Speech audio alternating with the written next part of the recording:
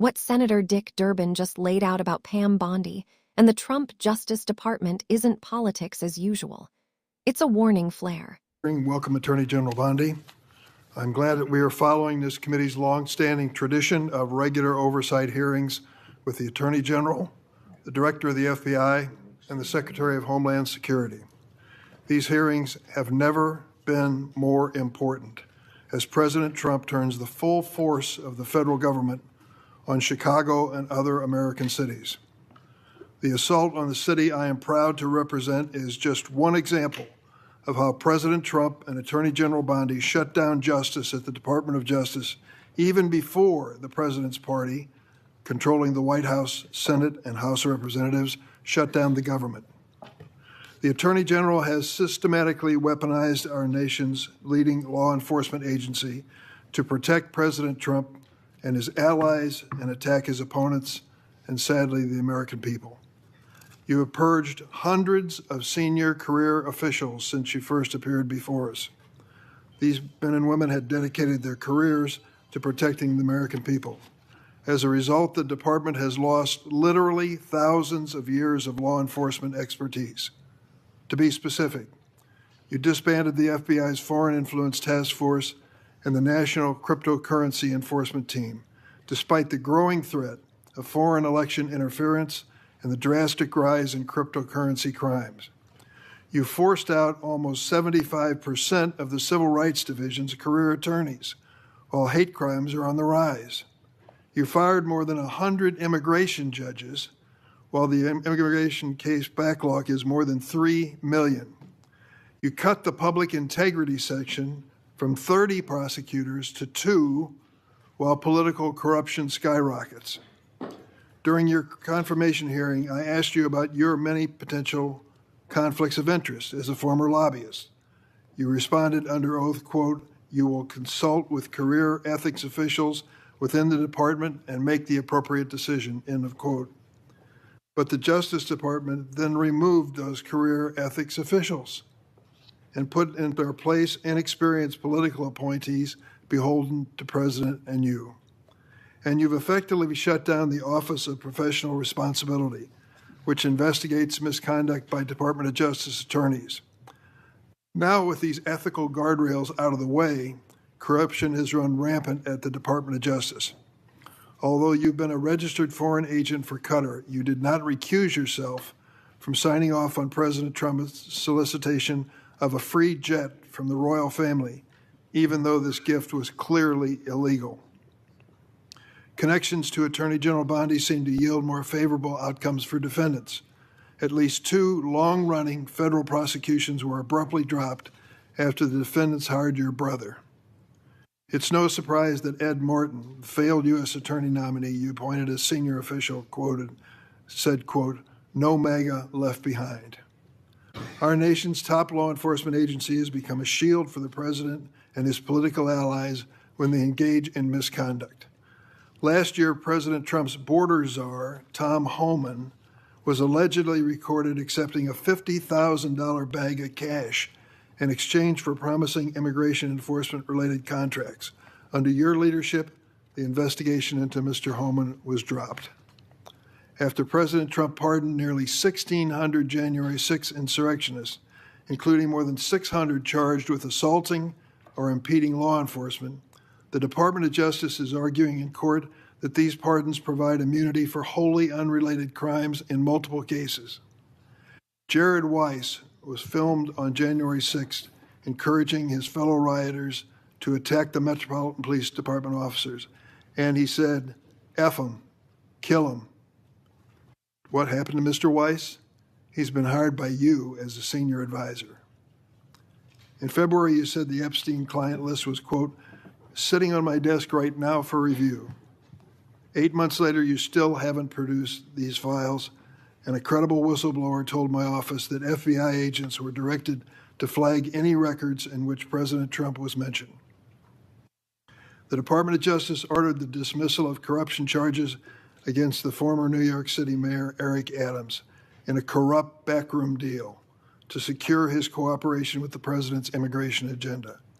Acting U.S. Attorney Daniel Sassoon, a Republican, appointed by President Trump, resigned in protest. Acting U.S. Attorney for the Eastern District of Virginia, Eric Siebert, a Republican appointed by President Trump, was forced to resign because he didn't believe there was sufficient evidence to indict New York Attorney General Letitia Adams or former FBI Director James Comey. In his place, President Trump installed his former personal attorney, someone with no prosecutorial experience, to indict Director Comey, which she did. She joins a network of unqualified MAGA loyalists masquerading as federal prosecutors, like Alina Habba, who said she would use her position to, quote, turn New Jersey red, close quote, and Sigal Chattah, who once said that a black political opponent was, quote, should be hanging from an effing crane, end of quote. The President and Attorney General attempted to bypass the Senate to install these unqualified extremists. Where do you find these people? Courts have ruled that both Ms. Habba and Ms. Chattah are serving in their roles illegally, jeopardizing countless prosecutions by your office. Why? And that's just one example of how the Department of Justice is making America less safe. Attorney General Bondi shut down the Organized Crime and Drug Enforcement Task Force, OSADEF, which has dismantled thousands of criminal organizations. And you diverted thousands of FBI, DEA, and ATF agents and DOJ prosecutors from their critical missions to carry out the president's mass deportation agenda. Attorney General Bondi, not surprisingly, federal drug prosecutions have dropped to the lowest level in decades. Let me repeat that. Federal prosecutions for drug crimes have dropped to the lowest level in decades on your watch. Department of Justice has also unilaterally terminated 373 grants that provide critical funding to state and local law enforcement to the tune of $500 million. The 2026 Trump budget would slash the high-intensity drug trafficking areas program known as HIDA by more than a third, from $300 million to $196 million. Instead of taking common-sense steps that have proven to help reduce crime, Attorney General, you're focusing on helping President Trump play strongman on television. He has illegally deployed troops to Chicago and other American citizens and has threatened to send more. The Justice Department defends this dubious legal basis for these deployments and diverts DOJ personnel and their components to assist in these efforts. These deployments basically target Democratic-run cities and Democratic leaders, ignoring many Republican-led areas of our country with even higher crime rates, and making clear that this is for political theater, not public safety. One particular chaotic raid in Chicago Tuesday last week, aided by the FBI and ATF, which you supervise. In the middle of the night, federal agents pulled women and children out of their beds, crashed down the doors to their homes, destroyed their apartments, zip-tied children and others, and detained immigrants and U.S. citizens alike for hours in vans. When one witness complained about the treatment of the small children, an agent laughed at her and said, "F them kids." On Friday, a federal judge appointed by President Trump held that deploying the National Guard in Portland is illegal. White House Deputy Chief of Staff Stephen Miller accused her of, quote, legal insurrection, close quote. At a time of rising threats to federal judges, this kind of language is inexcusable. Last week, the President and Secretary Hegseth summoned senior military officials to a political pep rally at Quantico, where the President said he wanted to use American cities as, quote, training grounds for our military. Training grounds for our military. To fight the, quote, enemy within. Chicago is not the enemy. Our fellow Americans are not the enemy. It is abhorrent for the President, who is supposed to represent all Americans regardless of political party, to describe anyone who disagrees with him in this manner. To my Republican colleagues who claim the previous administration weaponized the Department of Justice, President Biden retained President Trump's FBI Director Christopher Wray, who President Trump then fired. President Biden never directed the Attorney General to prosecute his political opponents. President Biden never fired his own political appointees for refusing to prosecute his targets. What has taken place since January 20th, 2025 would make even President Nixon recoil. This is your legacy, Attorney General Bondi, In 8 short months, you have fundamentally transformed the Justice Department and left an enormous stain in American history. It will take decades to recover. Thank you, Mr. Chairman. Durbin starts by grounding this in history. Oversight hearings like this aren't new. They're a bipartisan tradition. Democrats and Republicans alike have testified before this committee for decades. The point isn't theater, it's accountability. And Durbin's argument is that accountability is precisely what's being erased. From there, he goes straight for the heart of the issue. President Trump, backed by Attorney General Bondi, allegedly turning the full force of the federal government against Democratic-led cities, especially Chicago. And Durbin makes it personal. This isn't some abstract policy debate. This is his city, his constituents, people whose lives are being disrupted not for safety, but for spectacle. Then comes the body count, not of people, but of expertise. Hundreds of senior career officials purged. Thousands of cumulative years of institutional knowledge wiped out. FBI task forces disbanded that were designed to combat foreign election interference and cryptocurrency crimes, at the exact moment those threats are increasing. Civil rights attorneys pushed out while hate crimes rise. Immigration judges fired, while a backlog of over 3 million cases grows even worse. That's not efficiency, that's sabotage. Durbin paints a picture of a Justice Department hollowed out from the inside. The Public Integrity Section, the unit tasked with prosecuting corruption, reduced from 30 prosecutors to just 2. And somehow, corruption doesn't go down. It skyrockets. Then comes the ethics collapse. During her confirmation hearing, Bondi promised to consult career ethics officials. Durbin reminds everyone those officials were then removed, replaced with political appointees loyal to the president. The Office of Professional Responsibility effectively sidelined. Guardrails gone, oversight gone, consequences gone. Durbin alleges that Bondi, a former registered foreign agent for Qatar, didn't recuse herself from approving Trump's solicitation of a luxury jet from a foreign royal family, something that would normally set off alarm bells across the entire federal government. He points to prosecutions mysteriously dropped after defendants hired Bondi's brother. Whether or not every claim ultimately holds up, the pattern Durbin is describing is unmistakable. Access equals protection. And then there's January 6th. Nearly 1,600 people pardoned, including hundreds charged with assaulting law enforcement. But it doesn't stop there. The Justice Department is now arguing those pardons provide immunity for unrelated crimes.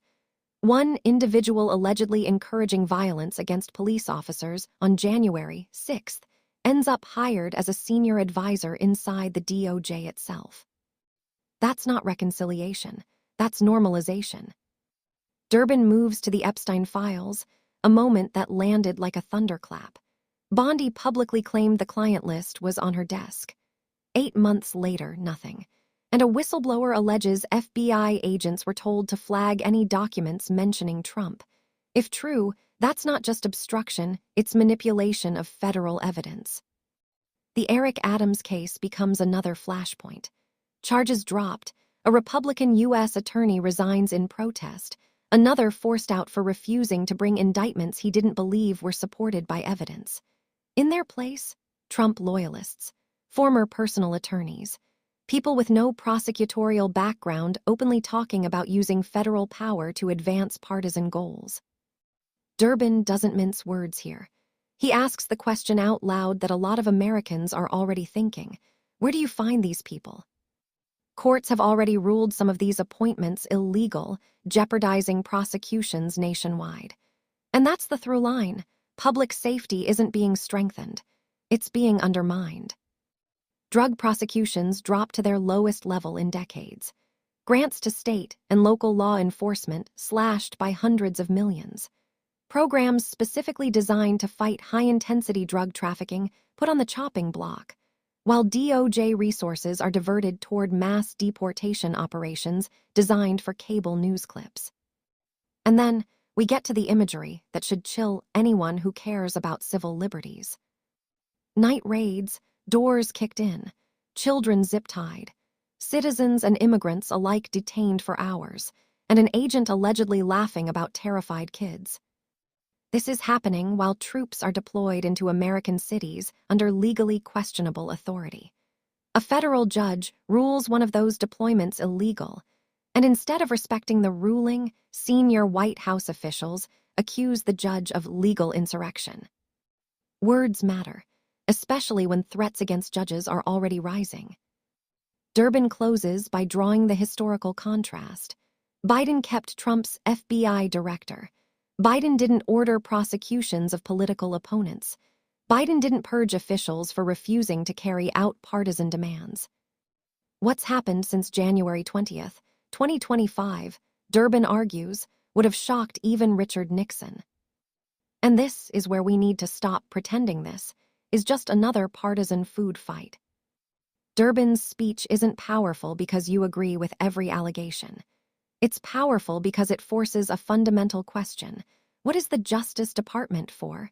Is it an independent institution designed to uphold the rule of law, or is it becoming an extension of presidential will? History tells us that democracies don't usually collapse all at once. They erode. Slowly, through exceptions, through loyalty tests, through the quiet replacement of professionals with partisans, through the normalization of behavior that would have been unthinkable a decade earlier. When law enforcement is redirected away from crime and toward politics, everyone loses. When prosecutors are chosen for loyalty instead of competence, justice becomes selective. When cities are turned into political props, public safety becomes collateral damage. And here's the most uncomfortable part. None of this requires tanks in the streets to be dangerous. It requires apathy, shrugs, the belief that institutions will somehow fix themselves without public pressure. Durbin's warning isn't about left versus right. It's about whether the machinery of justice still belongs to the public, or whether it's being quietly repurposed to serve those already in power. If you found this breakdown valuable, hit like, subscribe for more deep dive political analysis, and drop your thoughts in the comments, especially if you disagree. These conversations matter, and they shouldn't be happening in silence.